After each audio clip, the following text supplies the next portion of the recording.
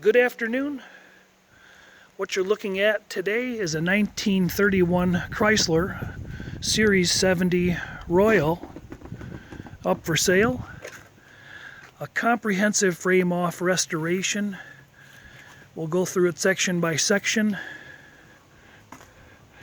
Car is an amazing car based on the fact that it was restored, brought home from the East Coast, and restored by an engineer. So it's got a lot of interesting detail to talk about, and OCD level of detail almost to some of the build. Series 70 Rumble seat coupe. Not many known to be left in existence. The exact number is unknown, but Chrysler's total production in 1931 was under 1,000 cars. And that counts all models, so this Rumble seat coupe is certainly a rare one. So let's start underneath it. I guess before I crawl under and my bones creak, we'll go through some of the exterior features. We've got nice sunshine and it's been raining for days. 31s are pretty easy to spot because of the V-grill design. 30s had a flat grill. That V-grill was an upgraded addition to the Series 77 cars, and they put them on the Series 70s as well. So for the short run in production, the depression was flowing, so the Chrysler 6 kind of replaced this vehicle, which had a base price of $1,495 in the day. The owner refinished this car, brought it back from the East Coast. He's the fourth owner of the vehicle. Originally, Chrysler featured this car in 1931 with a brochure of a woman driving it. And ironically, this car's first owner was a woman.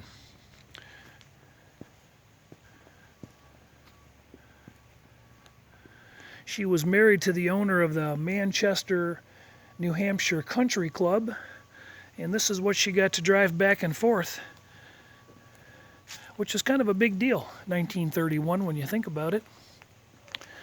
DuPont Chroma 1 was his choice for paint. It's a two-part paint, and the car is not a base clear car, so it's a acrylic urethane with a hardener. The paint scheme is exactly as it was designed in 1931. Imperial champagne with black running boards and black uppers. Black inlays on the trim. It's beautiful. The paint was very well executed. It's got a very nice reflective quality and color sanded very nicely. Difficult to find much in regards of contamination.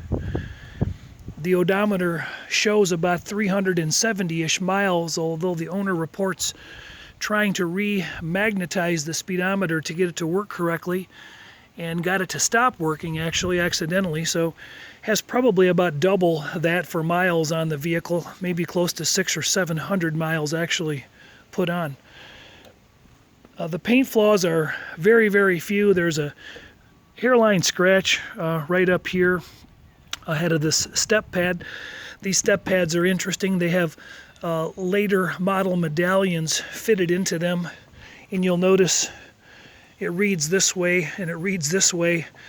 The car is very organized when it comes to the way the bolts and hardware were laid out. The owner has an original set of these that have not been altered, but he kind of thought these looked cool, so that's a slight modification that you'll see on this car that wasn't part of 1931's production. So the subtle details, all the screw heads and bolts are facing in the right direction through and through in the car, right down to the door jambs. Very, very detailed. The fit and finish of the car is exceptional when you consider the standards of 1931 and the 30s. Panels are blocked out and sanded very flat. Exterior body, there's a lot of restoration photos I've already taken photographs of, and those are available for anybody interested in purchasing to review, but it's easy to see that it was a really, really solid, rust-free body from the start. The restoration has held up really, really well. The car's been kept under cover and has not had much time to do anything funky. We have a small little 1-inch crack there in the fender, if you can see it, and just a small little contamination or pimple in the hood right here.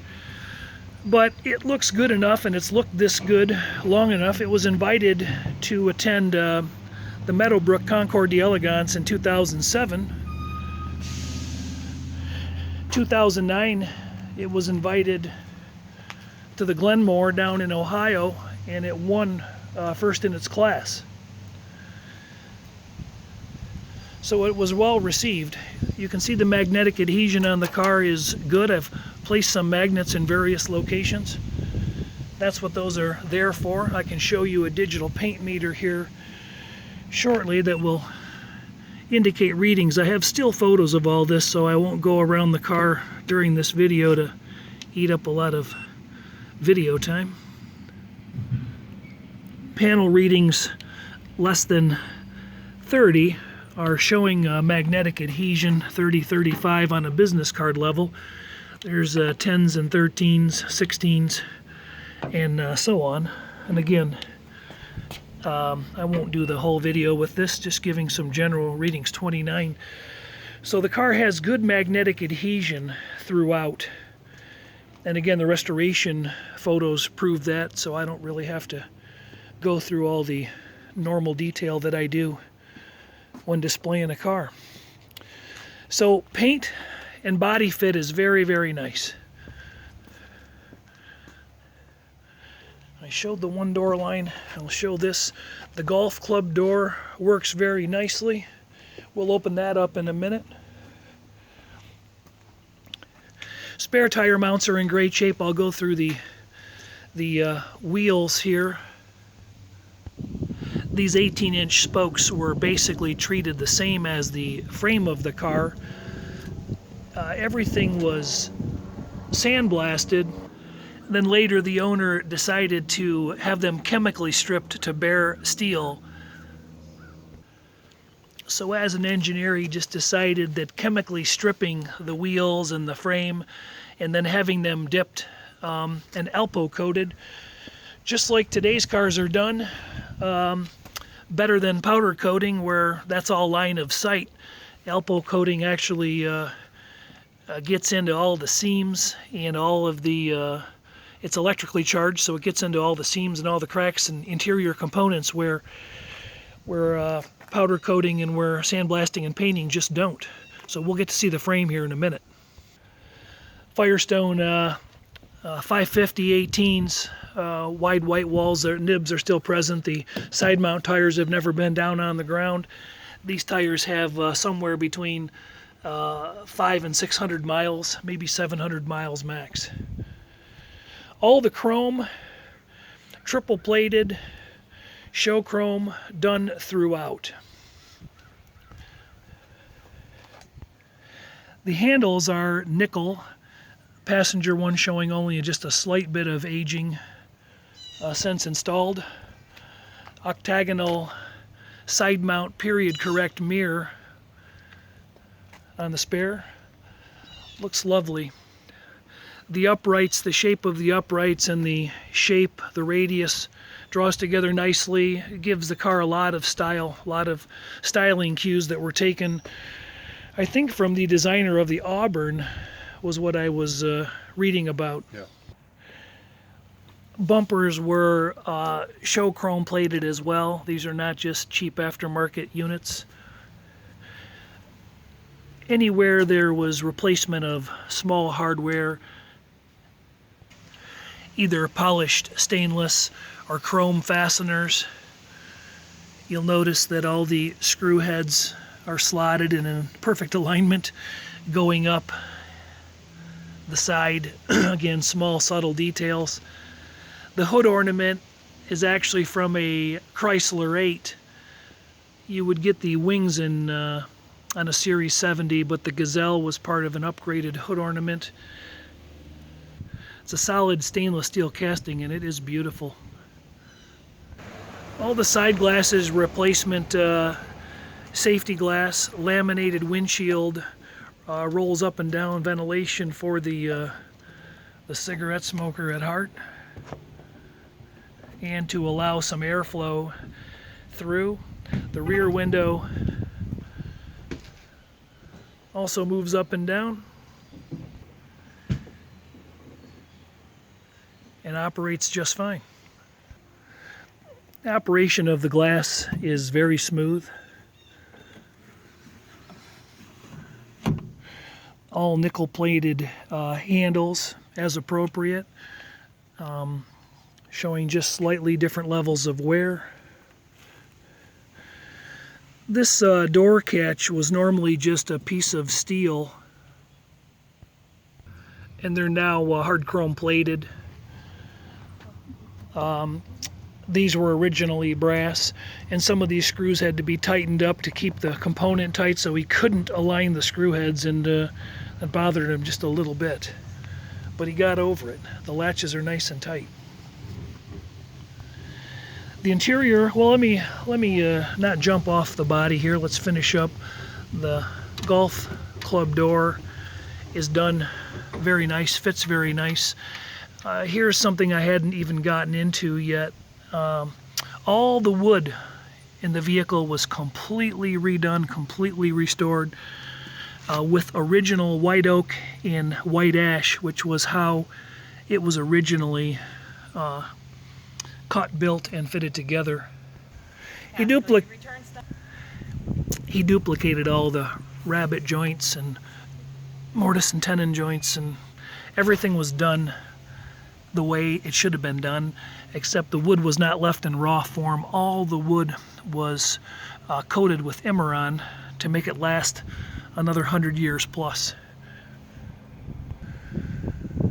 Open up the rumble seat, and here's another spot. We can look at some of the original work, some of the dovetailing. I don't know if it's exposed underneath here or not, but again, all the joinery was done to replicate what was originally done. These side panels were replaced with vinyl, and then the seat itself was covered in leather. Covered up down there is a fire extinguisher, which I don't think was OEM in 1931. And then some towels to clean up at the car shows. You can see the reflection in the paint. There's a nice spot to kind of catch my receding hairline.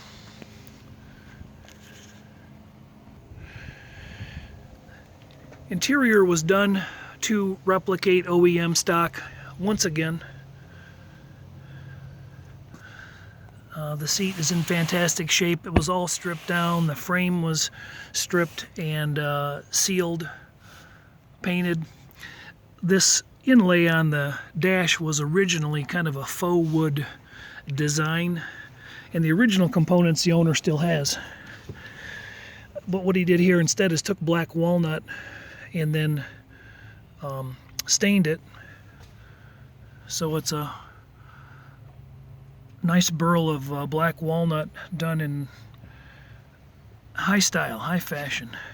And again, notice the screw heads, the subtle detail. So it's showing about 370.4 miles is about what it's going to be showing when we're all said and done. Everything inside was refinished. This shifter knob is a bit of an upgrade just for fun. Hey, can you pop the seat back out for me, please? I want to show that original tool set and the seat frame.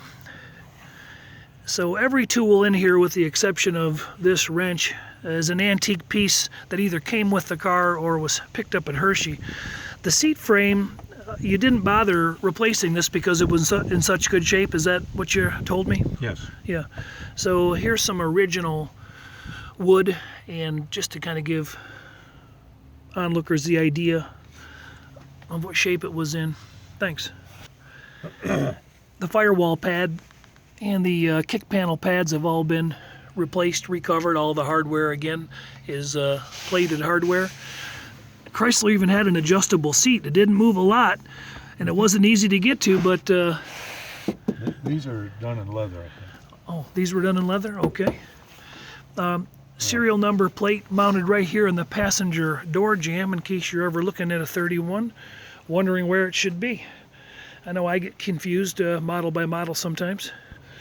The owner advised me he does have another door handle, and again, this is the only piece of trim on the car that's really showing a little bit of general wear as far as the finish of the trim goes.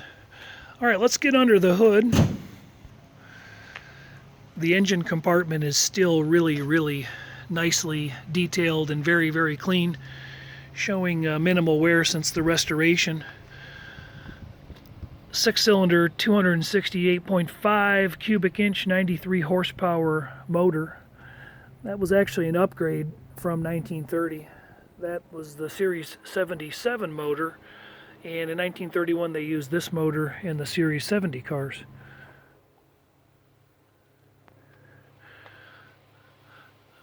Pretty unique in the day. Chrysler actually started out with an oil filter up there mounted on the firewall. That didn't come around for some other auto manufacturers till much later. Engine paint's still in really nice shape. It's not showing much corrosion or really issues to speak of.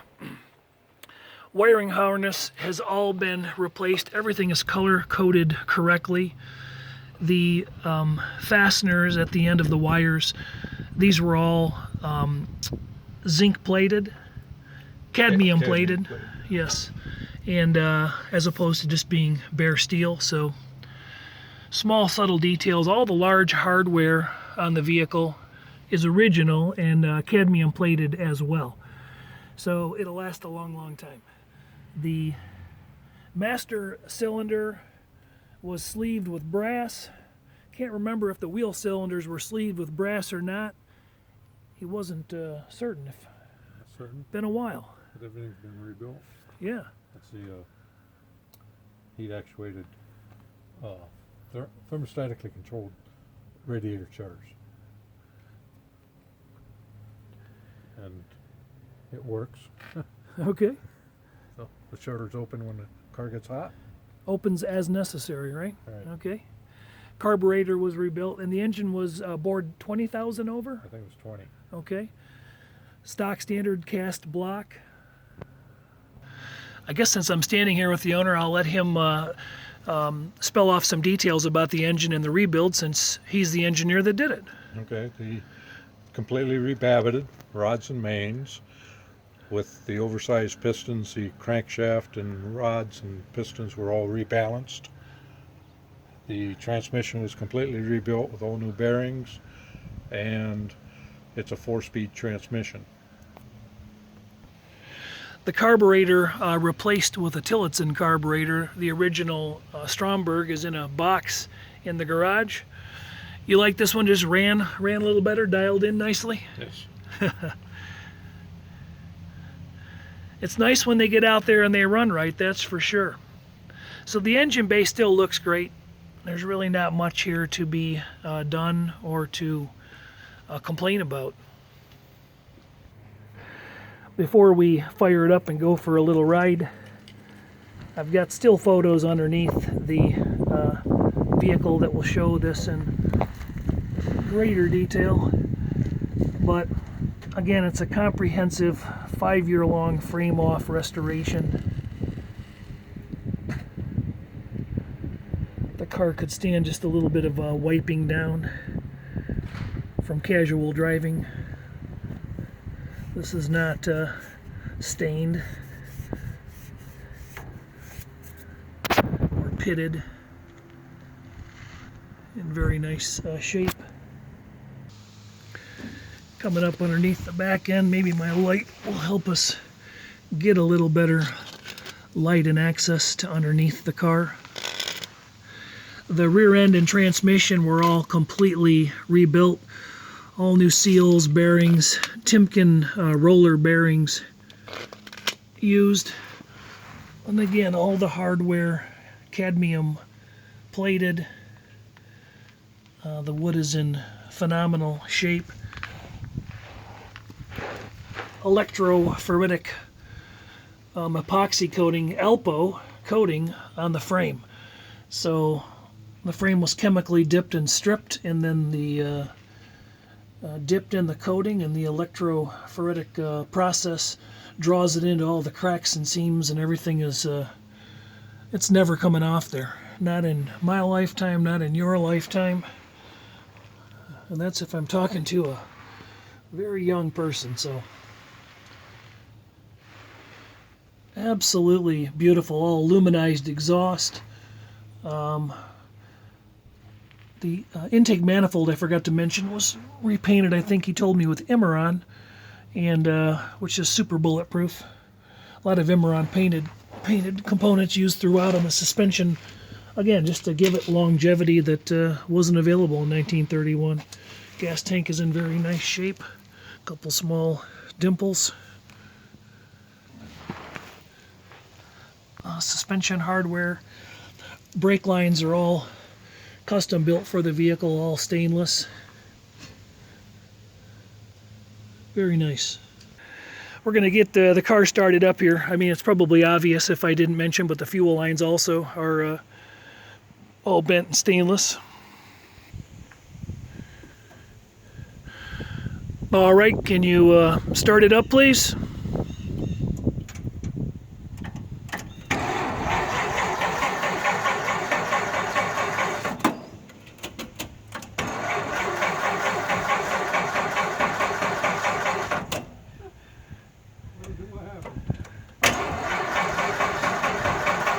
Well, we're on video, and that's why it happens, huh? There we go. There we go.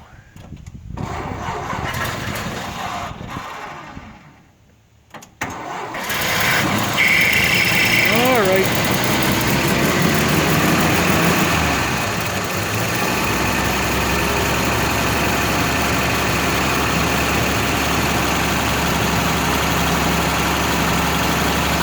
Well, not as quick as your fuel-injected 2020 Chevrolet or Chrysler, I guess would have been a better example.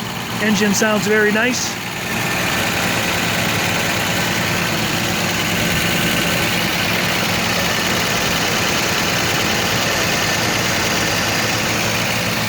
All right, we'll hop in it and go for a ride.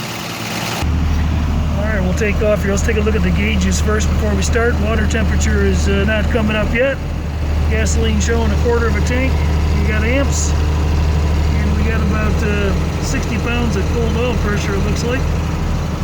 Alright, let's get to the end of the road here. Alright, let's see what you got. Does that horn work? Alright.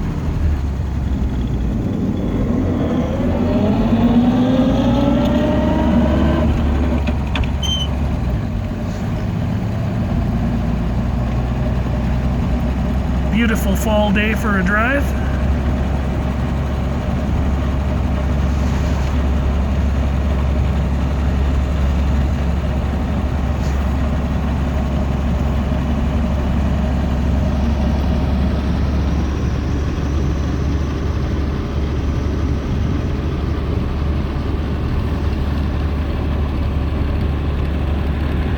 Hydraulic brakes, all 4 wheels. Non-synchronized 4-speed transmission.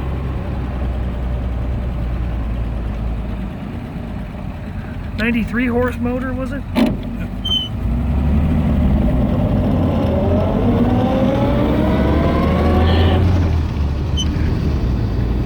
I'm gonna warm it up and do some burnouts here in a minute.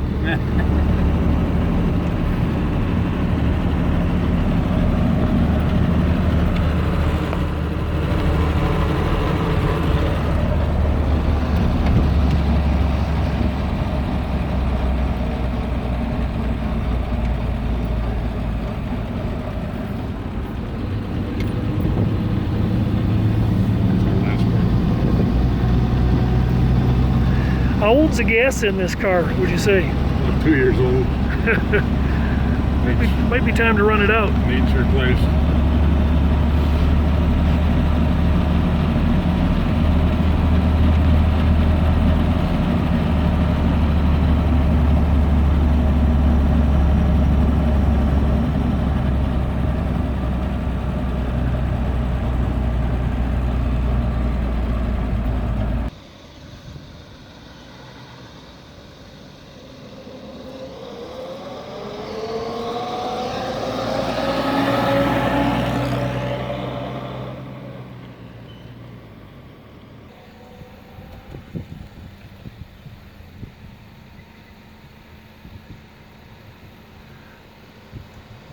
Looks great going down the road.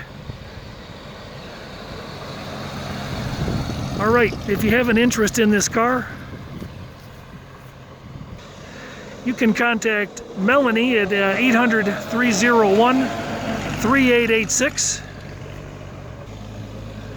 Show it coming in reverse. Thanks for hanging out. 800-301-3886 if you want this one in your garage or your collection. Probably hard to find a car done this nicely.